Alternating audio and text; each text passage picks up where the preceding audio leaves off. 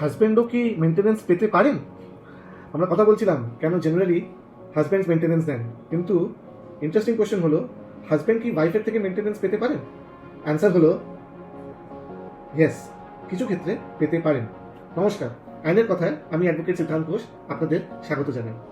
Indian ল শুধু ওয়াইফদের protection দেয় না, হিন্দু ম্যারেজ অ্যাক্টে সেকশন 24 আর 25 আইদার স্পাউস ওয়ার্ড ইউজ করা হয়েছে, মানে হাজব্যান্ড বা ওয়াইফ যে ফাইন্যান্সিয়ালি উইকার তিনি মেনটেনেন্স ক্লেম করতে পারেন যদি হাজব্যান্ড ফিনান্সিয়ালি ডিপেন্ডেন্ট হন, সিরিয়াস ইলনেস থাকে, ডিসেবিলিটি থাকে, বা জেনুইন রিজনের কারণে আর্ন করতে না পারেন, আর ওয়াইফ ফাইন্যান্সিয়ালি স্ট্রং হন, তাহলে কোর্ট মেনটেনেন্স দিতে পারে।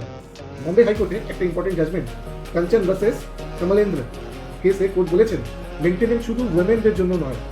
কিন্তু একটা ইম্পর্টেন্ট কথা, একটা হেলদি এডুকেটেড হাজব্যান্ড যদি ইন্টেনশনালি কাজ না করেন তাহলে কোর্ট ইউজুয়ালি মেনটেনেন্স দেবেন না। কোর্ট মেনলি দেখে ফাইন্যান্সিয়ালি ডিপেন্ডেন্সি, আর্নিং ক্যাপাসিটি আর জেনুইন হার্ডশিপ। তাই মেনটেনেন্স লয়ের মেন পারপাস হলো ফাইন্যান্সিয়ালি ব্যালেন্স মেনটেন করা, পানিশমেন্ট না। ফলো করুন আইনের কথা যদি আইনের বিষয়ে নিজের নলেজ বাড়াতে চান। আর কোনো প্রশ্ন থাকলে কমেন্টে করুন, আর সেভ করতে ভুলবেন না, পরে এটা কাজে লাগতে পারে। আর শেয়ার করুন, অনেকেই এটা জানে না। আবার কাল দেখা হবে। নমস্কার।